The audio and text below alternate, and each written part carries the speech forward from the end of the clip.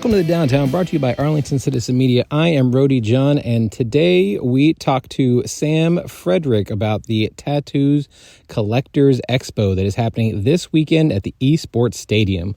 We talk about what you can look forward to when it comes to artists, vendors, and so much more. This is a fun conversation that we had at Texas Live, and I cannot wait to go out to the Tattoo Collectors Expo again this weekend at the eSports Stadium. We also hear local music from Zachary Lastname with his newest single, Give It Some Time. But first, here is Aliens Overhead with their song, Ellie.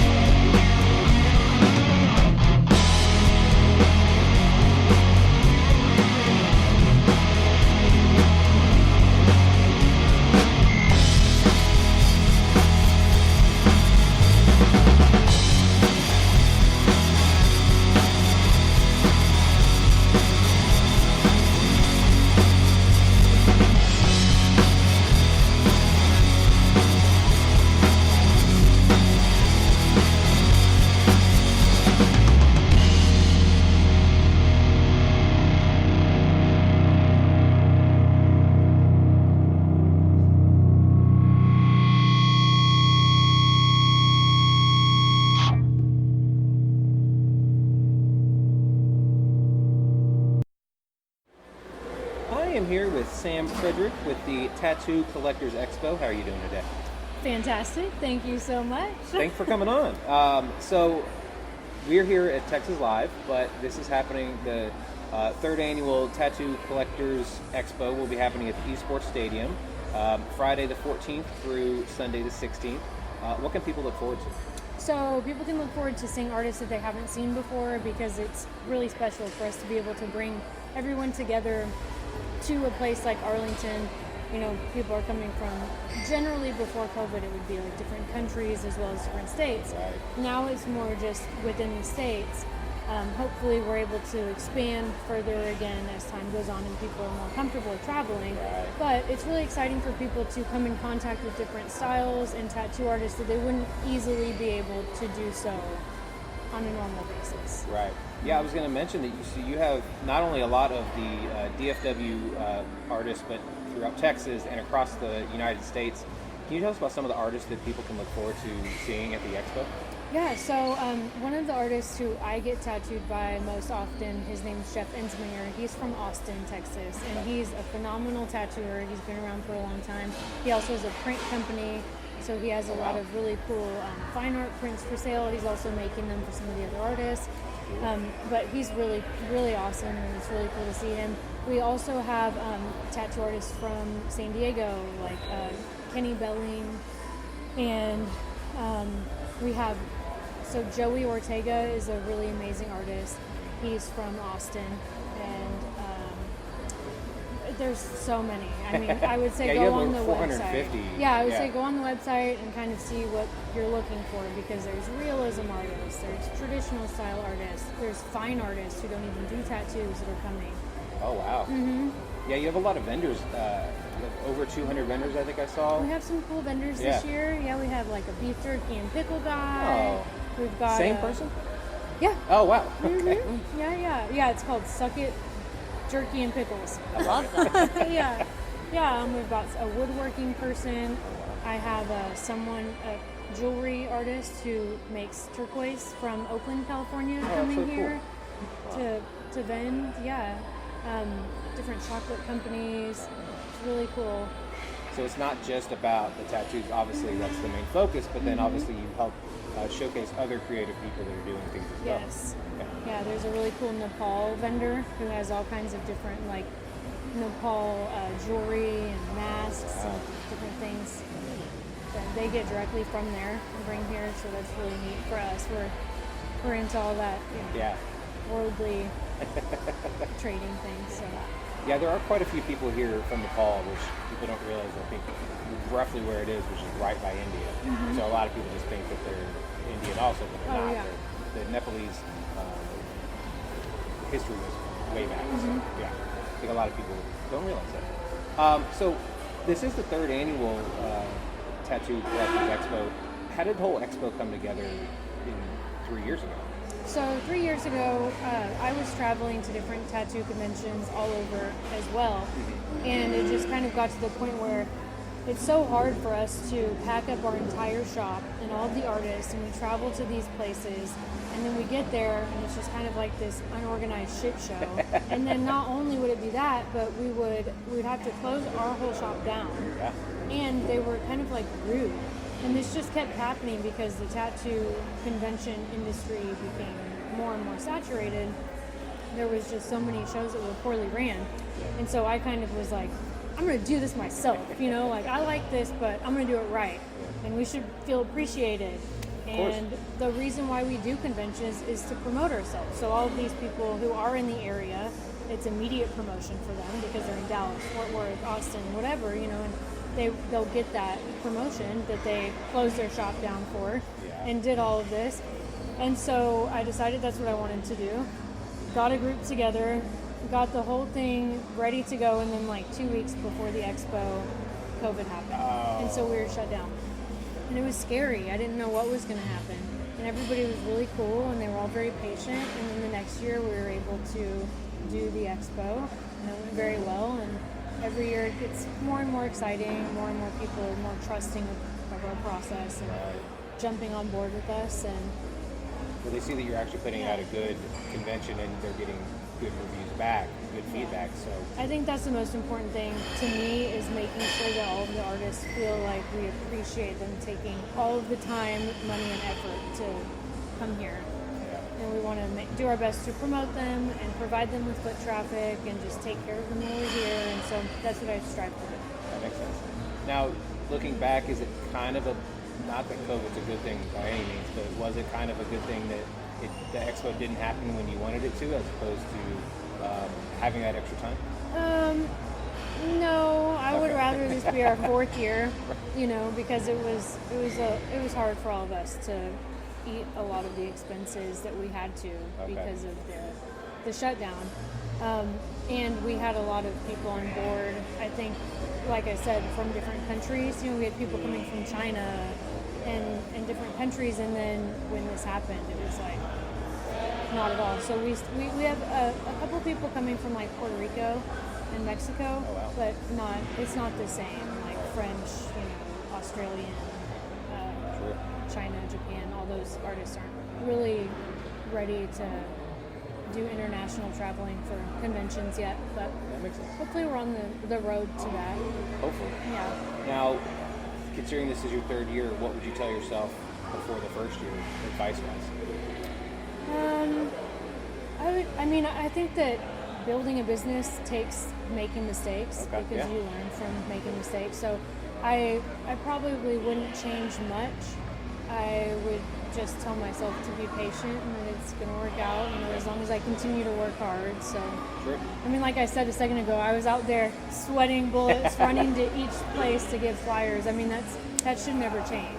Good, yeah. I think that's one of the problems with some of the expos. I'll go to an expo that's been going for 22 years and it's dead, and I don't see any advertising for it. And I think these people who are throwing them just kind of think everyone knows, but they don't. Yeah. And Texas is a melting pot. There's constantly people coming and going. Yep. And you just have to continue to push your business. And that's my job, is to be all these guys' hype man. So. True. Now, going back, how did you initially get into being a tattooer yourself, and then opening your own shop, and obviously that led to the expo? So when I first started tattooing, it was kind of before female tattoo artists were popular. So it was kind of hard. So it was hard for me to learn how to tattoo. Once I did learn how to tattoo, it was really hard for me to get a job. And it was kind of like, okay, if I want to work, I need to open my own shop. Kind of pave my own way. So I did that. And that probably wasn't the right thing to do. I don't think I opened the shop totally prepared to be tattooing the world. But I did have a really talented artist that I opened the shop with. And he continued to teach me, and I was able to grow into the tattooer I am today, and I'm much more comfortable doing whatever styles I'm being asked to execute. But so I opened the studio in 2010. Wow, I didn't realize it's been open that long. Mm-hmm. Wow. Yeah, and then it took me a long time to do the expo thing. I'm always like, what's next? Gotta keep moving that goalpost. Yeah. Yeah. Now on Saturday, you're all having tattoo contests that range from best of the day, color and black and gray, anime and American traditional. And on Sunday, the contest range from shittiest tattoo to horror and floral. What category do you look forward to the most when it comes to all of those? So seeing who enters in what or what. So they're all, the ones that are funny are cool to see, and then all the other tattoo categories are really neat because you just see stuff that blows your mind. It's like, oh my gosh, you guys did all that today, or because you can enter things that are fresh, which is, as a tattooer, you kind of try and do that. Like start a tattoo that day, finish it by the time the cutoff is, and enter it. But you can also enter things that are existing. So you see people who aren't even at the expo. People drive from different towns. Wow. I think the girl who won best overall female last year was from Oklahoma. I think she drove all the way here from Oklahoma. Man. And she was just covered, and her work was beautiful, and she won. So I can't really pick one. There's not really one that I'm not interested in. Okay. They're all really, really cool to see. Now, what do people win with? They do win. So you get an award. Right. It's basically just like a really cool plaque that we've designed, and it depends on which place you get. But then tattoo of the day or best of show, those come with different things that we have vendors, contribute towards. That's awesome. So there will be like tattoo machines or ink sets or something like that. Yeah, that's really cool. Also on Saturday, you are having the after party, across the street from where we are right now at the Hearsay. Yes. How did that connection happen, and tell us how can people join you all for the after party?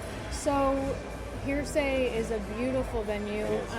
I was able to be introduced to Jim Ross, who's the mayor of Arlington, who owns the restaurant, and we were able to go there for the grand opening, and we've been there a couple times since then. And it's just such a cool place and a beautiful venue. And he also has tattoos, so I reached out to him and asked if that was something he'd be interested in, and he was excited to be a part of it. So hopefully that's a relationship we can keep. And I'm so excited to take all these people who are from out of town. This really cool place is walking distance, Yeah. So, Yeah, the whole connection with Texas Live and across the street you can go to Hearsay, which is a very cool speakeasy type, old jazz, loungy vibe. Like, it's very cool to show them the different parts that Texas can be. And the cigar bar outside, you can overlook the field, which is really cool.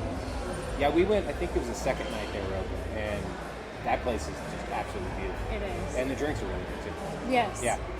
So. Yeah. And then, so you're having Honey Sabrina will be performing every day at the expo as well. For those that haven't seen her perform, what can people look forward to from her? She's a beautiful person inside and out. I've known her for a very long time. She actually used to be my laser technician at Fade Fast Tattoo Removal. Now she owns the studio. She bought it from Alan Faulkner, who is a longtime legend in the tattoo removal, but also like piercing and suspension. That was something that was really popular in tattoo shows a while back, and some of them still do it. But and his wife, Courtney Crave, she is a really beautiful burlesque dancer as well. She performed with us last year. This year she's going to be having surgery during the event, so it'll just be Honey, but she's gorgeous and she's such a sweetheart, and she's, she keeps coming out and performing at our event, so we always look forward to her doing that. She's just like a breath of fresh air and super cute. That's awesome. Now, the expo is also in cahoots with Keep the Fees. Can you tell us what Keep the Fees is? Because it seems to be a really good thing for obviously the tattoo community. Yeah, or any small businesses. So Keep the Fees is a credit card terminal provider, a processing company. Yeah. And you're able to, rather than paying all the different variable fees for different credit cards and debit cards and all of that, you're able to keep those fees. That's awesome. Mm-hmm. Yeah, so it's really cool. And then they also offer some sort of a plan where you can sign up with them and then refer people and then make money off of the people you refer. But for us, we're using them for our studio and then also our expo, and just kind of promoting them, sharing information with them, helping them grow as a business, and hopefully giving people opportunities to keep the fees. Yeah. And then make money, if they want to refer people. That's really cool. I had never heard about that until today when I was looking at the now, we have a segment on the show that's called the Tournament of Toppings. We're trying to find the best pizza place in Arlington. What is your favorite pizza place in Arlington? Ooh, I love pizza. Okay, so there's this new place in Arlington called Chicago Pizza, and it's over next to my shop. Yes. So good. That place is really good. It is. Yeah. It was not as deep as I thought it was going to be, but it's still really good. Yeah. Yeah, I felt really terrible going there because we normally go to Joe's, which is next door, but they were closed on Monday. So we were like, okay, we'll try this place out. It was so good. I never do the deep dish pizza because I just feel guilty about it, but I was like, oh, it's so good. Oh, it was amazing. Yeah, that Joe's, it is funny that there's two pizza places in the same, literally two shops down from each other. Yeah. But that Joe's is, it's not bad. I think the Joe's on Matlock is further away from you, obviously. Yeah. Matlock and 20, I think, is a better Joe's. Okay, I'll have Different to try Joe's completely, but that What's one's your been favorite pizza place? Joe's is definitely up there. Nisa Pizza. Oh, yeah. Beck's Nisa Pizza. And then Old School, obviously. That place is just so okay. I haven't been there, but I've seen it for years. Yes. I would eat it there just because it's an experience. Okay. Also, if you live in the South Arlington area, trying to bring it doesn't carry well. Yeah. So, obviously, Pizza Fresh is much better than room Okay, temperature I'm pizza. totally going to try Yeah, that. I will. It's right next to the expo, so. Exactly, yeah. So, it's even better. Now, if people want to find out more about the Tattoo Collectors Expo, buy tickets, come out, how can they do all these things?